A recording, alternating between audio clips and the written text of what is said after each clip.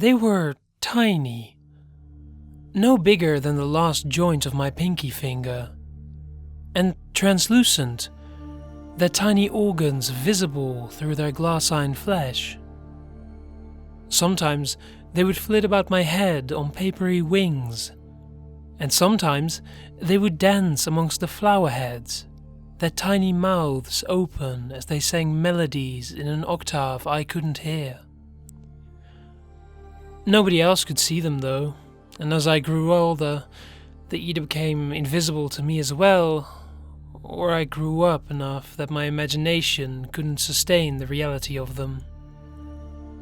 In the end, I realized that they were just imaginary friends, exactly like the ones other children had. So, I forgot about them. Being raised by a solo mother wasn't all that bad. While we were excruciatingly poor, my mother devoted her time to me as much as she could. She was the central focus in my life, the person who loved me the most, the person who gave me life. Why she never remarried after my father left her, I'll never know. She was beautiful, my mother, in a fragile, ethereal way. As though at any moment a strong wind could blow all the substance out of her and leave only a skeletal web of spider silk strands behind. She attracted men, certainly. She was never short of friendly masculine helpers and admirers, but she shyly shunned them all to spend time with me, her only child. School wasn't easy for me, even though I had a good life.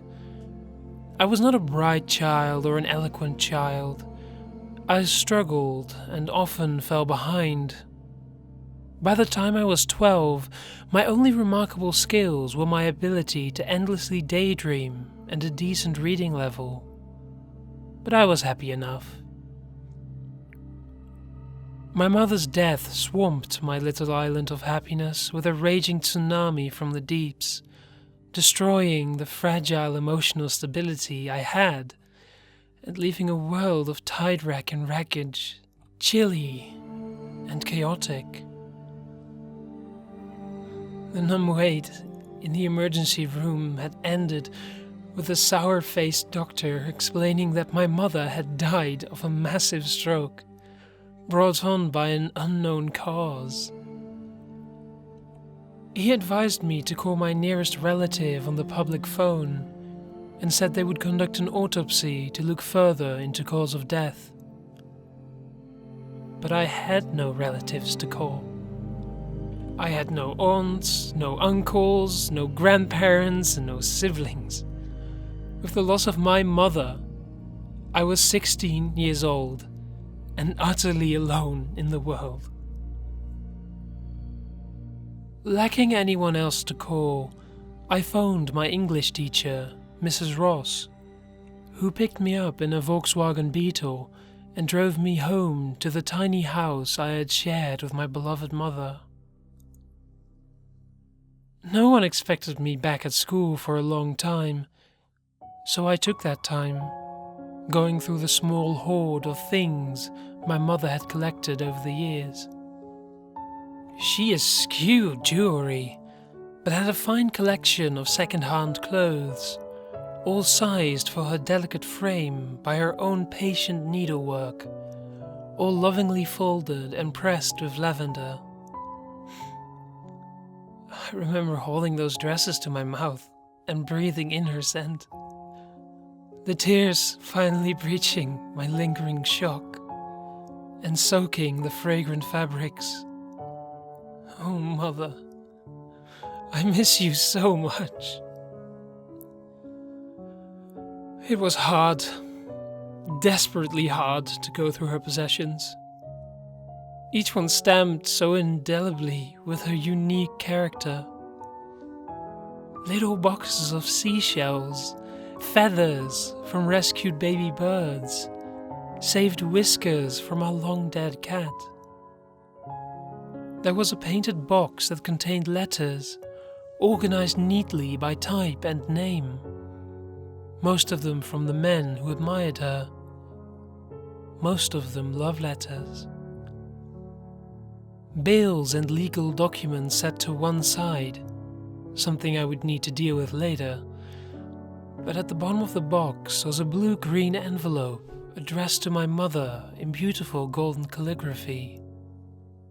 Inside was a single card of deep violet paper, the same spidery calligraphy containing a message for my mother. Dear Elspeth, I am writing to congratulate you on the birth of your first child. It is such a shame I cannot be there for the christening. With love, your great aunt Razor. On the reverse side of the envelope was a return address, the address of my only known living relative, the mysterious great aunt Razor. Despite the letter being 16 years old, my aunt was still in residence at the address listed, a curious old stone church that had been converted into an observatory at some point in its life. The onion dome replaced with a genuine dome, from which peeked the verdigrast cannon of a bronze telescope. Cats wandered freely in the front yard, fragrant with wildflowers, and the strain of a piano tinkled from inside the building. My knock on the door with the heavy brass knocker precipitated a sudden halt to the music and the sound of boots approaching on wooden floorboards. That Razor was related to us, I had no doubt. The woman who opened the door was elderly, but her weathered flesh still had the delicate stamp of my mother's face and the bird-like build I shared with her. She gazed at me with her still sharp emerald eyes for a long moment, then stepped forward and enveloped me in a lavender-scented hug that tore away the last supports on the emotional dam I had been desperately propping up. She let me cry until there were no more tears, just ugly gulps and racking sobs. Then she led me to the neat, pretty kitchen and put a copper kettle on the gas stove. How did she die? My aunt finally asked. I explained to her the stroke, the lack of underlying cause, my teacher taking me home, then going through my mother's things and finding the letter. As she placed the steaming tea in front of me, I asked the question that had been burning my tongue since I had got here. Why did she never speak of you? Your mother and I had a falling out many years ago over an unpaid debt. I forgave her, but her pride wouldn't allow her to acknowledge me. But that's all in the past. You're here now, and I'll do everything I can to help you. Relieved, wrung out, and deathly tired, I simply nodded. The first problem that Aunt Razor helped me with were my mother's outstanding debts. Pressing a thick gold chain into my hand, my new aunt instructed me to sell the gold and settle mother's debts with the money. I refused initially, but she insisted, saying, I am your guardian now. It is my lot to provide for you and to see you live a good, fulfilling life. I won't take no for an answer. So I took the chain, on the condition I would pay her back somehow. You can pay me back by making me a promise, she had said. Promise me that you will always light a beeswax candle on your mother's birthday. The money from the gold was considerable, and it more than paid off the debts my mother had owed. Aunt Razor put the remainder in an investment fund for me and promised I would get the money back when I turned 21. although I am ashamed to admit it. Riza was a better mother to me. She was a hard taskmistress at times, tutoring me late in the evenings to bring my grades up at school, and pushing me out of my natural predilection to be lazy and to daydream. Independently wealthy and owning a church and surrounding acres of property, Riza was able to provide a lifestyle that saw my acne vanish within months and my flabby middle tighten up with yard work and farm chores. I thanked her for everything she had done for me, asking how I could ever repay her. As she often did when I raised the issue of my debt to her, she would always brush it off by making some nebulous payment on the spot, like always wish on a dandelion or never raise your voice to an animal. I never thought she was particularly serious.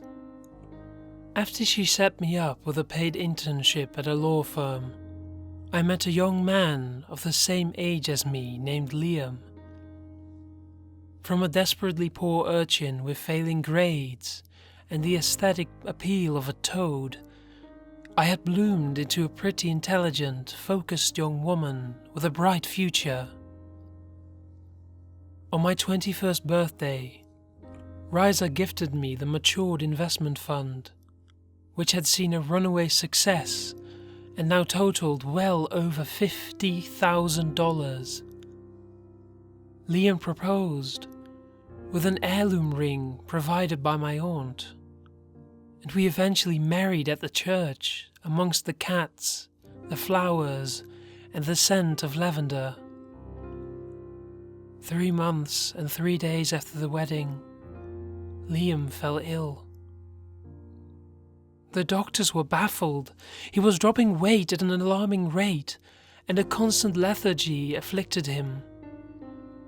The sickly sweet smell of Ensure plagued my days at the hospital, and I had to take an extended leave of absence from work. Aunt Riza seemed distant during this time, even slightly off in some intangible way. Pressing her on the matter of Liam, I asked her why she never visited him, why she didn't seem to care. But nothing was forthcoming. On life support now, my beloved husband, the most precious person in my life since my mother, would only rouse now for a few hours a day, spending the rest comatose and barely breathing. "Is Aunt Riza here?" he would often ask. When I told him that she never visited, he would say, "Oh, I thought I could hear her." The day that Liam died, he gripped my hand in his skeletal digits with a sudden and feverish strength. "I love you, Kaylin," he whispered, stroking the emerald and gold wedding band on my ring finger. "It's silly, but I feel this strangely heavy regret for not keeping my promise to your aunt." As the afternoon wore on, his vital signs deteriorated, and I was taken from the room. Just before midnight, Liam was proclaimed dead. For the second time in my brief existence, the love of my life had been taken from me. Riza never attended the funeral, and when I returned to the church, I began packing my belongings in a grieving fury, angry beyond belief that she had been so callous, so inhuman in the face of my husband's death.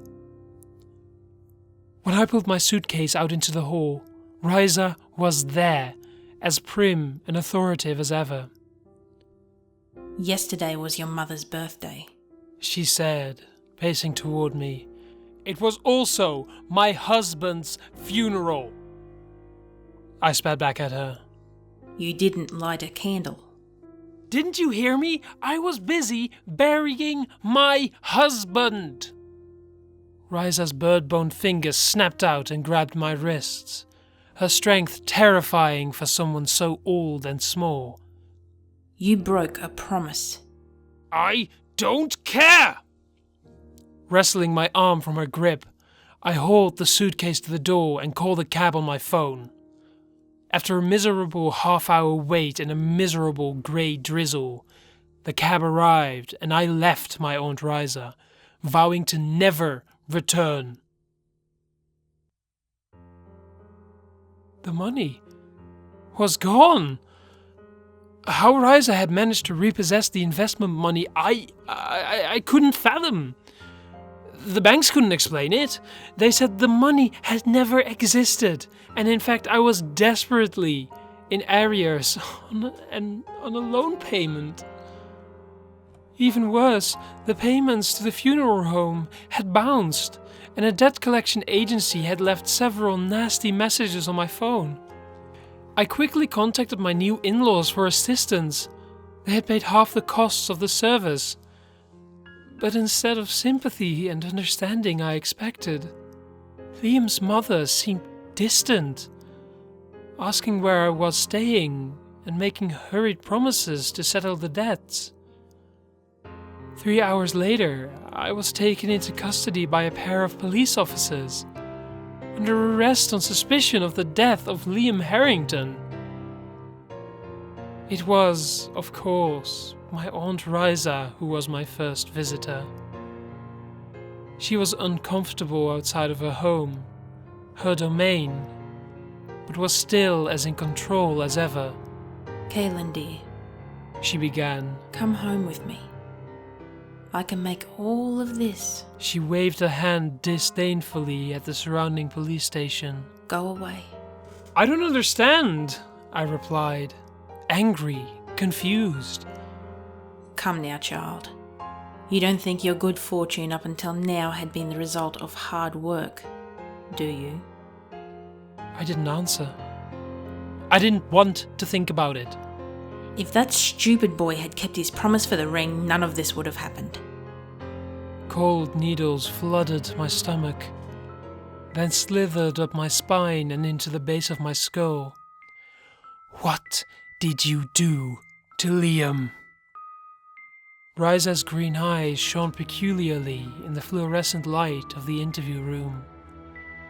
I did nothing. The man himself broke the bargain. I do not enforce the consequences. Realization dawned on me, a rising blood moon on the dark landscape of my thoughts. The money, the candle on my mother's birthday. The light in Riza's eyes was not natural now. Eldritch fire, the likes of which I hadn't seen since I was a child, burned deep into her dilated pupils. In our family, dear Kaylin, promises are law, and pacts are for life. Choking on fear, I pushed back the chair to escape. Leaning forward with predatory speed, she trapped my hands on the tabletop. There is new life inside you, dear niece. Promise me the child, and this will all go away. Weeping, terrified, alone and grieving, I promised her my unborn child, then and there. The charges were dropped with alarming alacrity, with an apology from the Chief of Staff and from Liam's family. Pathology had mixed up the lab results which had pointed to me poisoning Liam, and I had been cleared of all wrongdoing. For Riza, it was a return to the ebb and flow of life in the old stone church, of cats and herbs, chores and blossoms. Her niece was home, pregnant with child, and that child would eventually belong to her. Are you really my family? I had asked her, cats winding through my swollen ankles. Oh yes, She replied. though several measures more ancient than you suspect. The fairies I saw when I was a child, they were real, weren't they? Of course they were, dear niece.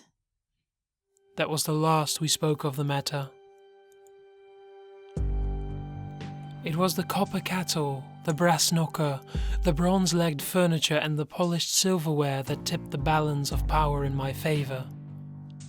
I knew now that my aunt was something fey, something fairy and ancient.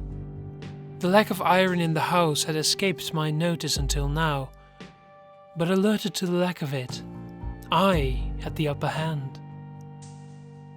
The iron cross had cost me next to nothing in the second-hand store, but it was more precious than any gemstone or trinket made of gold. Heavily pregnant now, I waited for Riza in the exquisitely tidy kitchen of copper and brass.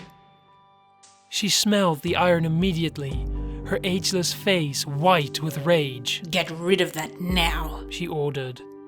Fishing the crude necklace out from under my sweater, I thrust it in her face. Renounce your claim on my child! That's not how it works. Holding the iron cross like a sword, I advanced on her. What do you mean?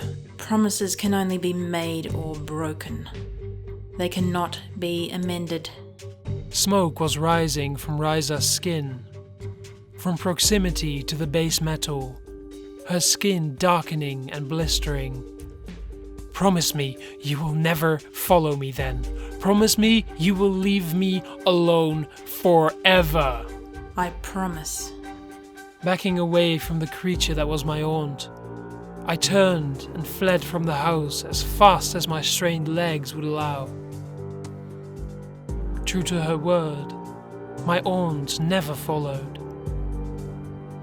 What would happen if she broke that promise, I do not know. But I suspect that whatever heritage we had in common meant that I would be the final arbiter of her punishment. Every night, I repeat the litany of little promises I made to her over the years. Always wish on dandelions, never raise your voice to an animal, never name the Messiah on Samhain, never view your reflection wearing red, always pick up a fallen chrysalis, always be in bed before midnight. For if I ever breach one of my promises, she will know, and she will exact her vengeance on me. 3 days ago, my daughter was born, and I took her home to the tiny flat I had rented with a small amount of money I have left. Lying on the formica kitchen table was a blue-green envelope, addressed to me in beautiful golden handwriting, and inside was a card of darkest violet, bearing a message in spidery silver script. Dear Kaylin, I am writing to congratulate you on the birth of your first child. It is such a shame I cannot be there for the christening. With love, your great aunt, Racer.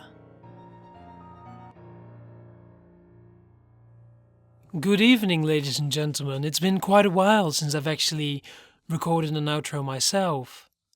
Thank you so much for listening. If you didn't know, when I was 4 I could see fairies was the January Nosleep winner of the month. That's why I narrate them. I narrate every month a story wins, and I narrate that story. You can go back, you can find The Odd Kids, which took me a bizarrely long time to make, and I now look back at and I'm really sad because I think it's really bad. And other stories like that. I even did part of Search and Rescue, although I have to be honest with you, I'm not a great fan of Search and Rescue. And I hope you'll stay and wait for next month. So if you could, please subscribe and like this video and share it with other people. I'd love to hear your opinion on this. Oh, also, you may have heard that Aunt Riza was narrated by my good friend Captain Fright Night. She is finally back in commission with a new computer, can get back to making narration, so click the link in the description. It will take you to her YouTube channel. You can go subscribe there. Tell her I sent you. Thank you so much for listening, and I will see you all later.